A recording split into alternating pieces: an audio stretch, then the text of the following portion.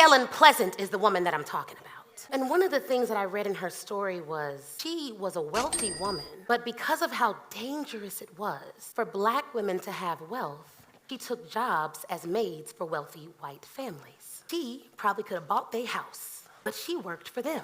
Worked as a maid in wealthy households, but strategically so that she could overhear the investment tips and strategies of those that she appeared to be working for, and then she could make investments. And then do you know what she did? Ooh, it's good. She went and built an entire boarding house filled with women.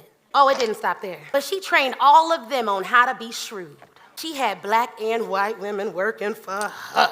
And she trained them all to go after the wealthy white men, the wealthiest. She put these sisters in a house, Black women, white women, Black women who appeared white. Y'all know how that go. And she trained them all on how to be shrewd. Now, the white and the white appearing women, she strategically hooked them up. She'd send them out to these families, right? They would ear hustle for investment tips. So then she did all this. She was getting this money, getting these investment tips, had these white boys working for her.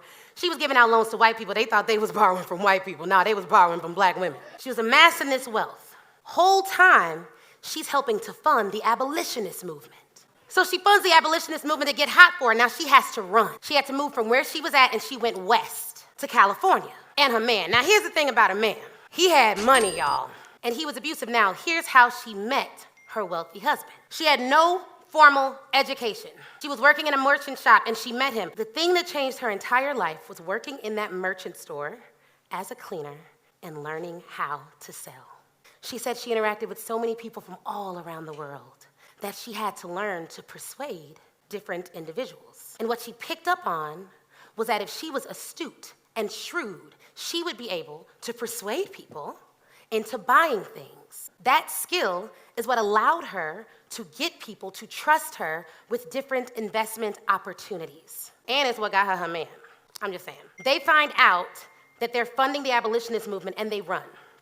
Come to find out he's abusive. Now here's where the story gets a little cloudy. He died from unknown circumstances. Now that's exactly how I read. I'm not making this up. When he died from unusual circumstances, guess who got that money? She was left a little something. She was able to buy property after property after property and move west.